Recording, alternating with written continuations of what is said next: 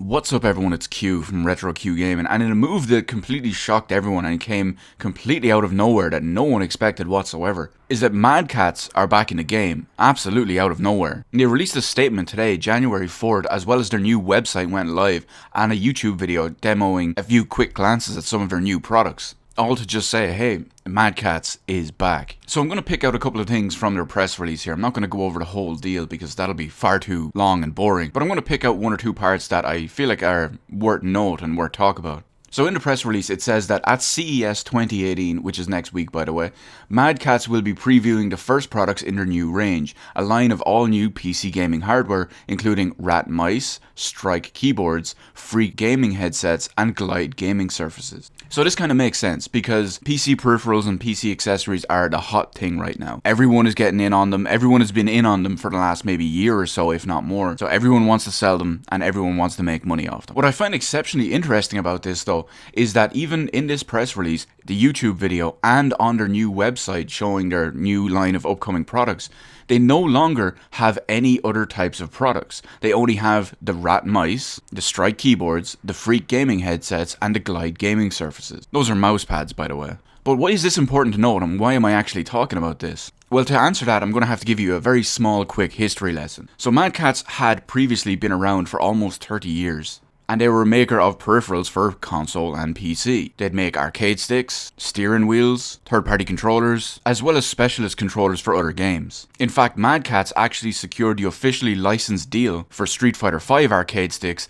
I think they may have secured it for Street Fighter 4, and they also landed the contracts to make the guitar controllers for the failed revival of Rock Band and Guitar Hero. So that sounds all well and good, doesn't it? That sounds like they're pretty diverse and they're pretty well versed in what they make and have access to many markets. That's not the case, unfortunately, because one, to Mad Catz's detriment, they were synonymously known over these 2+ decades as the maker of absolute shite quality products. I've never personally owned a Mad Catz product myself, but I know many family and friends over the years who have owned various Mad Catz products, and I've used them through those. Myself and all of them all had the same issues. It felt cheap and it worked like shit. They were generally considered inferior products. Mad Catz was laughed at. In fact, I remember when Mad Catz actually secured the license for the official arcade sticks for Street Fighter V. Everyone was coming to me, it's like, oh, cute, Mad Catz got the official Street Fighter V license, and I'm like, that's not a good thing. Mad Catz make dirt sticks. And then they came out and they were slightly better than their previous versions of sticks, but the problem still remained therein. Yes, they were slightly better than their previous sticks. They were still generally considered inferior to the competition, who were charging the same price,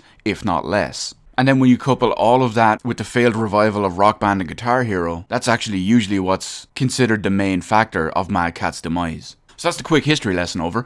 Back to the real deal and what I actually want to talk about is that everything they've announced here on their press release and the upcoming product web pages are only PC hardware. They're no longer making third-party controllers, and more importantly, they're not making arcade sticks. Now, of course, this could all change, and they could add more down the line. CES is generally considered a PC and technology show, so it does kind of make sense why they'd show that with these off rather than possibly the entire everything. And most likely, these aren't even ready to go just yet. But just before we get around to ending the video, I'm going to read off another part of the press release, and this is of an official Mad Catz press release. Known for their award-winning range of Rat gaming mice, arcade fight sticks, gaming headsets and much more, the new Mad Catz will focus first on quality, committed to producing innovative gaming products designed and engineered blah blah blah yada yada yada. So I find that the most important part of that sentence and the most interesting part that I wanted to talk about is the fact that they actually reference arcade fight sticks, but they're not showing off any new ones. And they're not even announcing that they're making any new ones.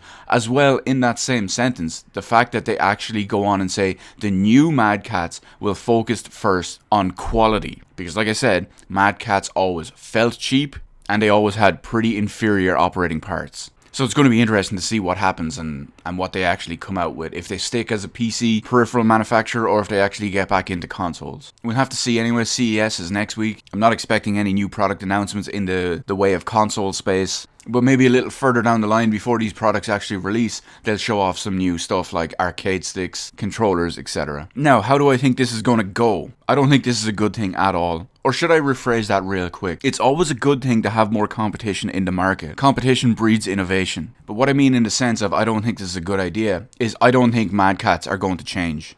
I think there's still going to be subpar products compared to the competition. I mean, when you've got companies like Corsair, which make basically everything you do on the PC side of it and will 99.9% be guaranteed to be an extremely higher quality. And then back in the console space, you've got companies like Hori, which completely dominate you in every way. The competition is just too much for them, if you ask me. And at the same time, Mad Catz are also coming back from being known as a bankrupt, non-existent company and have the stigma of 20 plus years of shite, low quality products. Now, having said all that, I am open to the idea. Like I said, competition breeds innovation, and it is entirely possible that they do come back and have quality products that are actually viable alternatives. I don't know, Mad Catz, if you ever see this video, feel free to send me a couple of products. I'll take a look at them. I've got mad experience with all types of peripherals, so hit me up. Anyway, that's it. What do you think is going to happen to Mad Catz? Do you think it's a good thing that they're back? Do you think nothing is going to change? Or do you think everyone is just going to continue buying their Corsair mice, Logitech mice, Corsair keyboards, Corsair headsets, etc, etc? Do you think they're going to go bankrupt eventually? Do you think they're going to bring back their console stuff too? And have you ever used Mad Catz products? And have you ever had any issues with them? Let me know all that good stuff in the comments section below. Hit the like button,